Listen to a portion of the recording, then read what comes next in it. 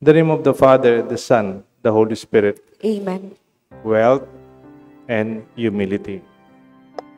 How can a huge camel enter the needle's eye? Parang hirap, no? Alam niyo yung needle's eye? Yung butas ng karayom. Di ba may expression tayo? Hirap ng exam? Parang dumadang ka ng butas ng karayom. Literal ba yon? Na yung mayaman na tao daw, may hirapan pumasok sa kaharian ng Diyos, parang mas madali pa daw pumasok ang kamelyo sa butas ng karayo? We do not take that literally.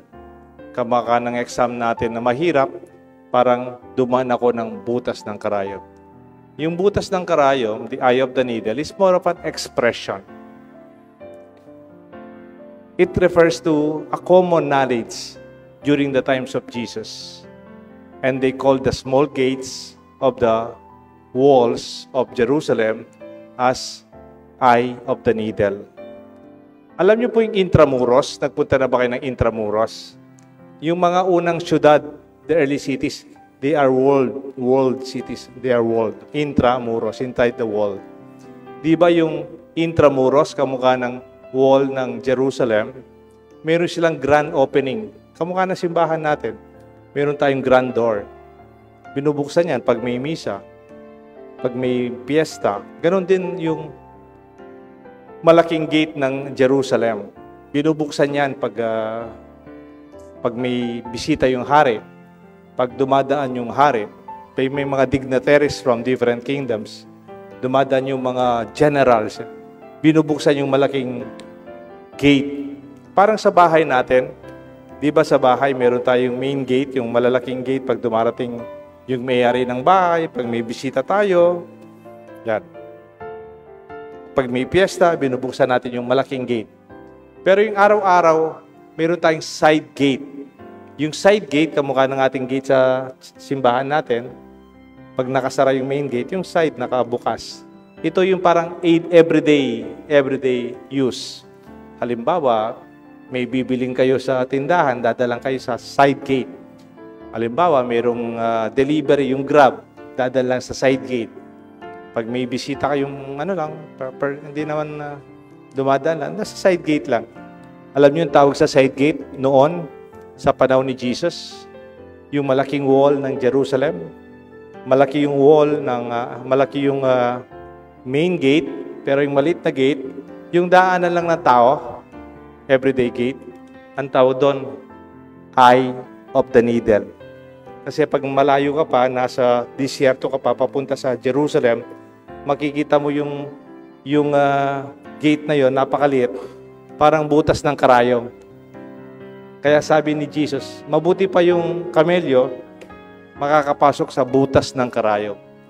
Kaysa sa mayaman, makakapasok doon. Ano kaya ang gusto sabihin nun? Maybe I could outline 3. Una, pagpapasok yung camel sa side gate, kagaya ng gate natin dito, kailangan niyang tanggalin ng kargamento.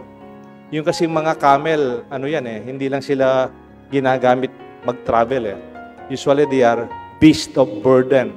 Yung lahat ng mga karga, pinamili, supply, nakasabit sa likod ng camel. Hindi pwedeng pumasok na side gate na yan kung maraming karga-karga niyang kahon-kahon. Kailangan tanggalin. You have to let go of what you are bringing. The camel is released from the extra baggage and the burdens that she's carrying. It is important to let go of the extra unnecessary load. Pag tumatanda tayo, di ba, gusto natin, we want to lose weight. We want to shed extra pounds to be healthy. We also want to be true when it comes to emotional, psychological, and spiritual burdens that keep our minds and our hearts light and free. We have to let go of them. Of course, the Bible is a spiritual book. Hindi lang yung karga-karga nating material, karga-karga nating mabigat sa labas, pati yung karga-karga natin sa kalooban para makapasok sa kaharian ng Diyos. Ano po yun? Kumisan, marami kang karga-karga ng sama ng loob. Marami kang karga-karga ng galit. Or maybe something that you hide from others. O mga kasalanan na kalipas, yung galit natin. Ang ganda-ganda ng Kapampangan. Sa Kapampangan, makikita mo ang gusto sabihin ng resentment. Sa Tagalog, ang tawag sa resentment, sama ng loob. Sa Kapampangan, ang tawag, sukal, alog. Ang sukal, gusto sabihin, basura. Tinatago mo ba yung basura sa cabinet mo? Tinatago mo ba yung basura sa bulsa mo? Tinatago mo ba yung bulsa sa cabinet mo? Hindi, no? Yung basura, tinatapon natin. Pero daw yung mga Kapampangan, pag meron kang sama ng loob, sukal alog, parang tinatago natin ang basura sa kalooban natin. Kaya nga, when we keep this, it burdens our life. Maganda nga sinabi ni Father Richard Rohr, a Franciscan missionary. Sabi niya, when you are young, the first part of your life, you keep on investing. Invest. Para lumaking properties mo. But the second part of your life, lalo na pag tumatanda ka na, you focus on divesting. Parang paano kaya iwan to? Sa mga anak ko, sa pamilya ko, maybe I will leave a foundation. Kasi you know, hindi naman natin dadala yan. Hindi yan kailangan sa langit.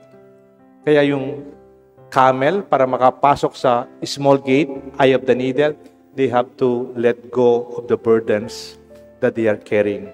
Hindi pwede yan sa langit. Ikalawa, the big camel needs to bow down because of the entrance of the opening is too low. Halimbawa, yung camel, papasok dito sa main gate na simbahan, dito sa main door natin, walang problema eh. Pero pag pumasok dito yung camel, dito sa side natin, it has to bow down. Kung sobra taas pa nga ng camel, they have to kneel down. Nakapunta na po kayo sa Pulilan.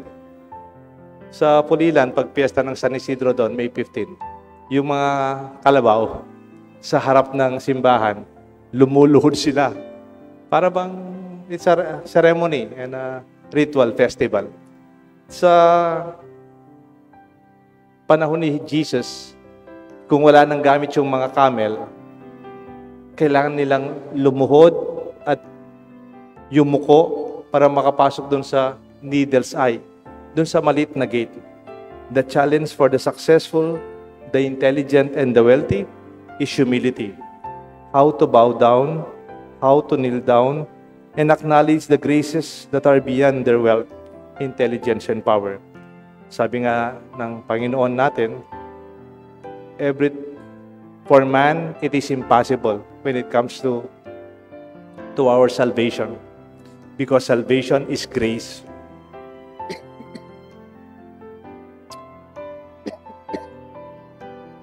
And this salvation is only possible with God.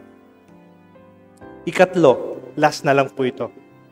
Camel needs to be guided to be able to enter.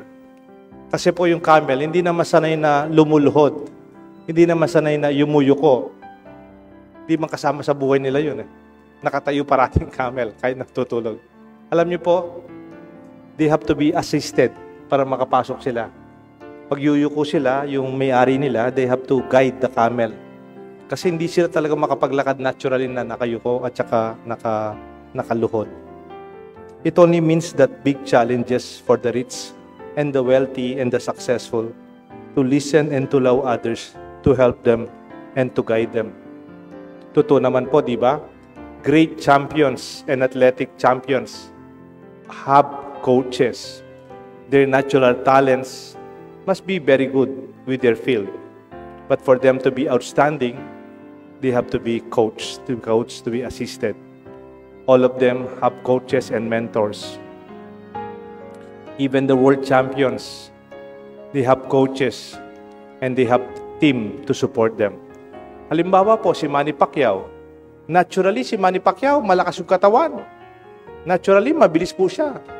Kaya lang, nung unang labanan niya, medyo pang natalo pa siya locally, di ba?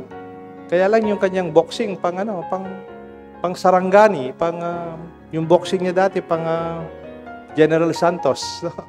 Pero nung pumunta na po siya ng abroad, lumaban na po siya ibang bansa, May coach na po siya.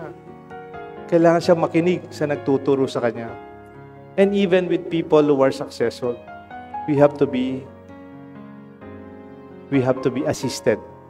Sabi nga nung expression, there are no self-made man. Wala naman taong naging matagumpay dahil sa sarili niya. Sino yung favorite actor mo? Sino yung favorite actress mo? Siguro best actress, no? Kaya best actor. But even best actors and best actresses, they have directors and they have script writers that they follow. It is not easy to be humble and to bow down in humility. With our human pride, especially if we are successful, rich and powerful, it is not easy to allow another person to guide us, to teach and to advise a rich man when we are too big in our focus and intelligence. His success may become also his cause of failure. Kuminsan ang tagumpay natin ang pinagmumulan ng ating pagkabigo because we do not allow further learning and guidance. Then who will be saved? Jesus looked at them and said, "For men, it is impossible, but not for God. For all things are possible for God." Sabi nga nung expression, the grace of God starts at the end of human efforts. Nag-uumpisa talaga ang grasya ng Diyos pag naubos na ang kakayahan ng tao. Let this be our invitation to be able to enter the kingdom of God, to let go of our luggages internally and materially, to bow down and to kneel before the small gate for us to enter the kingdom, and to allow others to guide and to mentor and to coach us in our life. The Father, the Son, and the Holy Spirit. Amen.